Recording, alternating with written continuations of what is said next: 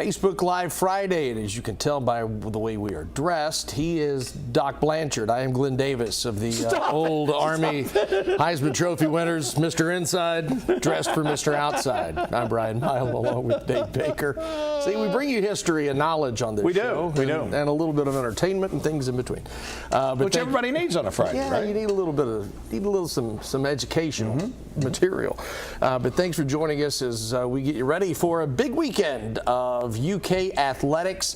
Certainly tonight we've got Big Blue Madness, which begins, if you are watching us live, begins in less than 4 hours. And then tomorrow it is Kentucky and Missouri. Let's just go in order. Let's go with Big Blue Madness first, since this is the unofficial start of the basketball season. Always entertaining. When you get Rupp Arena, you get, I don't know, I mean, they used to be 20,000. Now it's down a little bit, but still it's a fun night of entertainment, and the kids get a big kick out of being introduced for the first time. Sure. If you go back in the Wayback Machine, this was actually started by Joe B. Hall, you know, in the days before the SEC network and all this stuff, and they did it at the Coliseum, and they did it in the Coliseum, I guess, up through Rick Pitino, right? He came riding in on a motorcycle one year.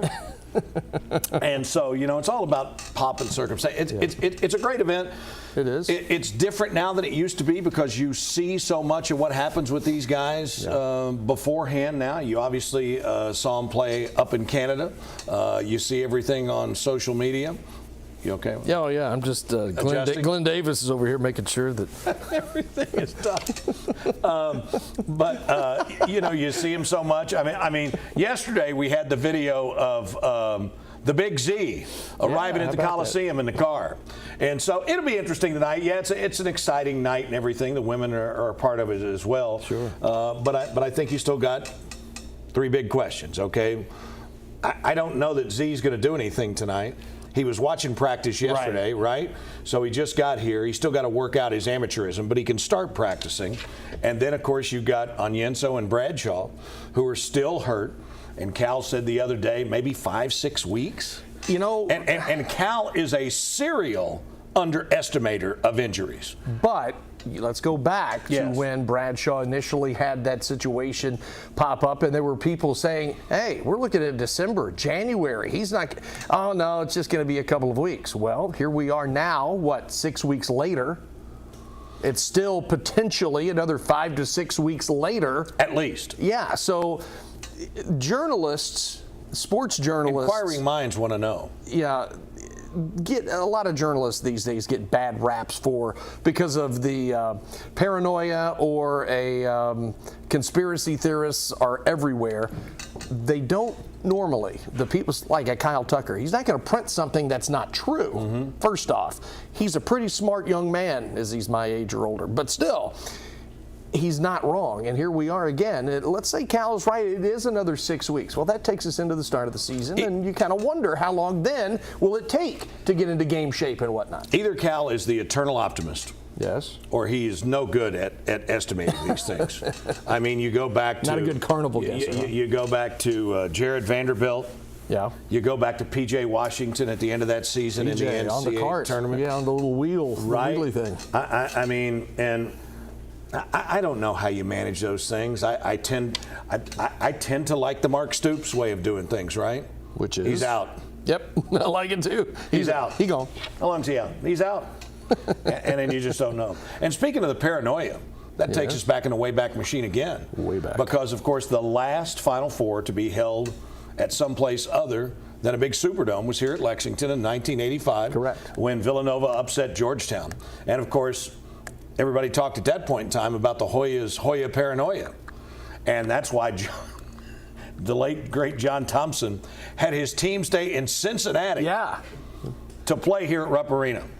You actually did a story back then just to link the past with the present. He did, since he's a Georgetown College alum. Yes. He went in search of Patrick Ewing at Georgetown College. Obviously, Georgetown in Washington, D.C. Right. Not the same George, but it was a cute little story. But Ewing would have blended in over at Georgetown. A lot of 7-footers walking around Central Kentucky. If Happy had anything to do with it, there would have been. Oh, he'd have been there for 5, 6, 7 years. Right. You know. He'd have found some eligibility for him. But it is, Big Blue Madness is a big deal, especially for the fan base. from the media perspective, yeah, you get to see the dunks, the shooting, the this and that, and it is an entertainment spectacle. When the blue-white game rolls around, which will be next week in Northern Kentucky, next Saturday at Northern Kentucky University, then you get to see at least a glimpse of some certain things. Last year it was in Pikeville with the proceeds going to flood relief. And they're going to go to flood and tornado relief again this year. Correct. Which is good. And so you got to see some guys that, well, look at this kid. Yep. Not too bad. Okay. Good shooter. Good and then shortly after that, you get the 2 exhibition games with K-State and the aforementioned Georgetown College. The G-men. I spoke with Chris Briggs yesterday, and he said, I didn't get to go to Rep Arena in the Sweet 16. But some of his kids, past and present, did. And Chris Briggs, first off, great guy. He is a coach's coach or a player's coach. He's loose with them, but a disciplinarian in the most loose way possible, but still can get their attention in a way they will understand. But I love Briggs, and he was like, hey, it's a big deal. It's a big deal for the local schools when UK plays a Transy, plays Georgetown, plays K-State, plays Morehead State, plays the locals in the exhibition. It is a big deal for those schools. Sure it is. And it doesn't come around every day. They don't get as much cash as the football schools do for those guarantee games, right. But they get that exposure. And, for people that Briggs is recruiting, he can say, like, hey, we play games like this, and we'll do this. And when you think back a decade ago when Transy played UK. The battle on Broadway? And jumped out 11-4 with Brandon Rash dunking on Willie Cauley-Stein. The Mount Sterling man at 6'4" on 7-foot Willie Cauley-Stein, and he came unglued doing the Brandon Rash with the dunk. You never know what you're going to see in those exhibitions, but tonight is the unofficial start of the basketball season, so we're going to see all kinds of things over the next couple of Fridays because Madness is on a Friday. A lot of the blue-white games are on a Friday, or exhibitions are on Friday, which I still don't understand. Be interesting to see what Cal does, because they've gone for the really big produced Big Blue Madness. Then he did his state of the program address that one year and tried to act like he was running for Senate or whatever. And then he did the mic drop, right? And so it'll be interesting to see what happens. Cannot do the mic drop. He's already done it twice. Right. After that, it becomes shtick. We don't want shtick. We want basketball. The first mic drop was awesome. And then the second was like, you guys don't want to hear me. Let's ball. And I was like, okay. And the mic literally fell flat. But no more mic drops. Let's just have the State of the Union speak, so to speak, and we'll get into the basketball. We'll have a recap tonight on Game Time. Lindsay Goff will be there. She's a huge UK basketball fan. Sure. And within the media. And of course, we forgot that people got to see him earlier this week at the Pro Day as well. Yeah. So you've already gotten a chance to see him there. Yeah, and certainly the Pro Day is a day when the kids feel a little pressure, I think. Hey, even if you are a freshman, even if you are, a Wagner, if you're a Shepherd, if you're some of these young guys, hey, this is a chance to at least be put on someone's radar, especially in the one-and-done era. Now, those guys who stays for another year, we'll figure that out in another 7 months, 8 months or so. But one thing I always find interesting, and a lot of people do it, I have refrained from doing it over the last 5 or 6 years. We get so excited for the start of the season, right? Yes. And what's everybody immediately do at the start of the season? Well, how do you think these guys are going to do at the end of the year? They're going to be 8-4 for football. Is basketball going to win 25 games? Like, let's enjoy this thing. And who cares what they're going to do in 5 months when it's not even 5 months later yet? So just enjoy the process and let's see this team grow. Let them win, let them lose, let them do whatever they got to do as long as they don't lose more than twice. And plus, from a fan base standpoint, I'm going to transition here. They call Missouri the show me state. Yeah. And I think a lot of people are looking at this Kentucky basketball team that this is a show me kind of year. And then the show me state rolls into Kroger Field tomorrow night. And this is a huge football game. Slightly. would you like to discuss for a moment while I look up something? Sure, quickly? absolutely. I mean, the thing about it is, you know, I think you said it in one of the lead-ins earlier this week. You know, when you talk about Kentucky and Missouri, it doesn't jump off the page at you as a kind of a titanic matchup. But I think they're ranked, 24th and 26th.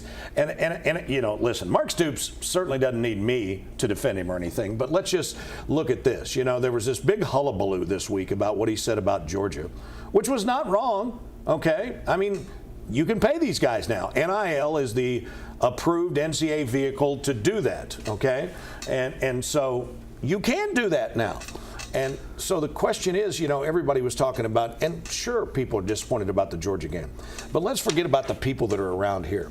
You know, if you try to defend somebody, you're oftentimes referred to as a homer, right?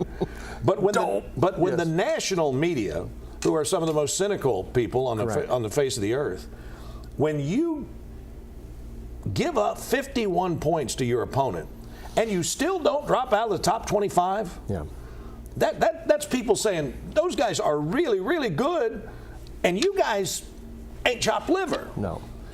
And to lose to number one, I don't know if people truly understand. Two-time defending national champ number one. Yeah, and basketball number one can be drastically different than football number one. Basketball number one, we see number ones come and go every 2 weeks, 3 weeks. Right. If you're a number one in football, even a number two, there is a pecking order. And the top 5 or 6 normally are on a world apart than 6 through 10 or 11 through 15. We've seen basketball teams, of course there's more games, there's easier transition to the top, that can start at 15 to 20 and be in the top 5 within a month. That doesn't happen in football unless you are exceptional. And Georgia is an exceptional team. And I didn't think Kentucky would get blown out that bad, but rarely does a number one team go on the road and have a bad game and then come back home and have another bad game. And that first bad game, they still won. Oh, yeah. That didn't happen twice in a row.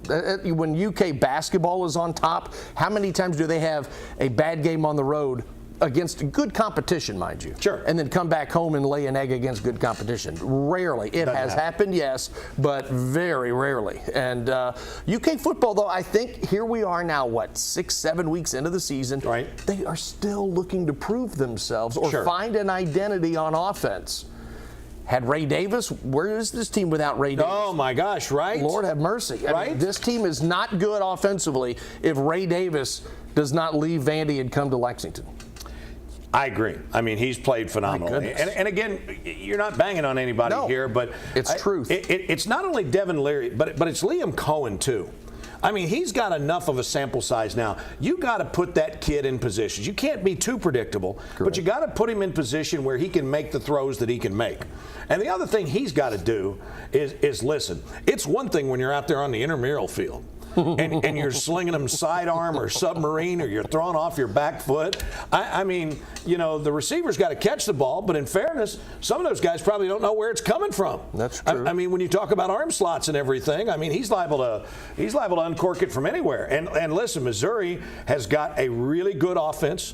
They went toe-to-toe with LSU until they got into the fourth quarter, and they've got the ability to score too. So, you know, as well as the Kentucky defense has played, I would not be surprised if this isn't a 30-something to 30-something game. If my memory is correct, and I'm going to be off a little bit, but I think Missouri's top receiver, Burden, already has 97 catches. Yes, something like that. Leads the nation in receiving in yards and number of catches.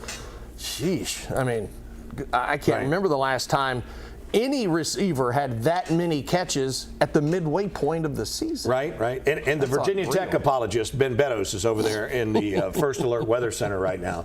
Are we going to have rain? He's on the air. He didn't think we were going to pop him up on the air. Are we going to have rain for this game or not? Most likely not. If we do, it'll be just a few showers. Come on, we want a guarantee. Is it going to rain or not? What's the over-under? I'd say I'd give it I would say no. No, I love that. Oh, boy, Beddoes. I like that. So when it sprinkles, hey, Ben, you know. Where's that Beddoes guy?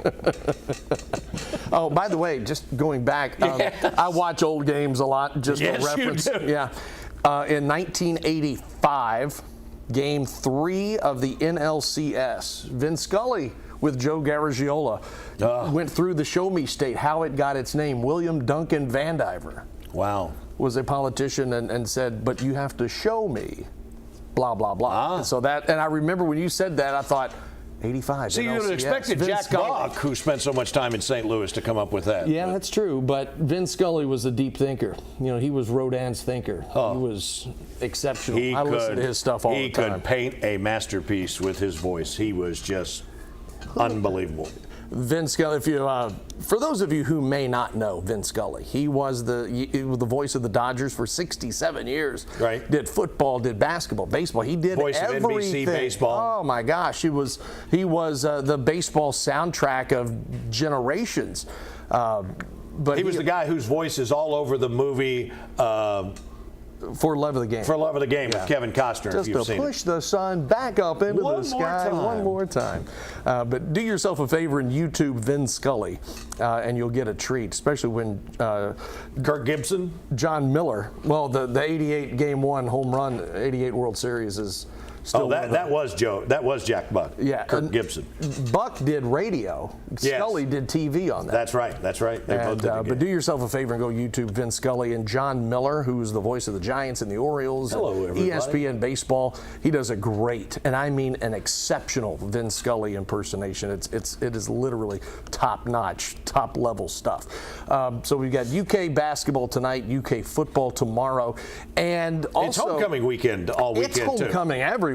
UK, Center EKU. College, EKU, Georgetown, UK. Center, you I mentioned. mean, Central Kentucky is going to have a overflow. Bunch of old grads coming back. Yeah, nothing wrong with that at all. Yep. And then a big night in high school tonight too. Yeah, it is the big game. There are a couple statewide, but locally it is Scott County at Woodford County. Be the first time they have met since 2006. They met for 34 straight years, then haven't met for the majority of the last 20 years, and it'll be a big one. And now they're back in the same division, right? Same Which class. is why they're meeting. Yes. They are in Class 5A, and Scott County's ranked 4th. Woodford County's ranked 5th. Who's number 1 in 5A? Something's got to give today. Bowling Green. Bowling Green's number 1. Highlands is number 2. Wow. Yeah. And you know, I saw a note the other day. Jared Lorenzen's son. Yeah. Played for the first time for Highlands. Yeah, a couple of weeks ago. I mean, kind of put your. It kind of chokes you up just a little bit. John Schlarman's son plays at Lexington Catholic. Oh, yeah, absolutely. Wears number 65. Right. And then, John's youngest son was on that Lexington Little League ball club. That went to the World Series. That went to the regionals. Regional, that's what it was. And still, though, wore that number 65 at first base, hit a double down the line. Just. You reminisce a little bit and think about those wonderful people who are no longer with us. They gave us so many thrills and on They were just such good people to boot. Yeah, and I was around Schlarman a little bit more, certainly later as he became a coach. Yeah. But Lorenzen, if you think back, let's go back nearly 25 years. Remember when Johnny Knoxville was doing his thing on television, and he fought Butterbean. Yes. Now follow me. This is going to get a little strange, but he fought Butterbean in a clothing store. There's racks of clothes, and they just start going right at it. Butterbean knocks out Johnny Knoxville. He hits his head. Splits him wide open on a counter or something. And he says, the doctors tell me I'm a little concussed. I promise you, a week later, 2 weeks later, Lorenzen gets knocked out of a game momentarily. And he says in the postgame, the doctors tell me I'm a little concussed. And I went, Lorenzen just went Johnny Knoxville on this. He was so funny. He was unbelievable. Never took himself overly serious. He was. His delivery was always so good, too. too. The timing, the stoic nature of a joke, maybe. Lorenzen was pretty spot on. Heart of gold. Yeah. Heart of gold. We're going to get out of here and get back up to work. And so Big Blue Madness tonight at 7 o'clock at Rupp Arena. We will be live there in our 550 Sports, 620 Sports, and then a recap later on tonight. And then tonight, all the high school action. What he said. All right. We'll see you at Rupp Arena later tonight. We'll see you at Kroger Field tomorrow and things in between. So enjoy it. And as Vince Scully would say, so long, everybody.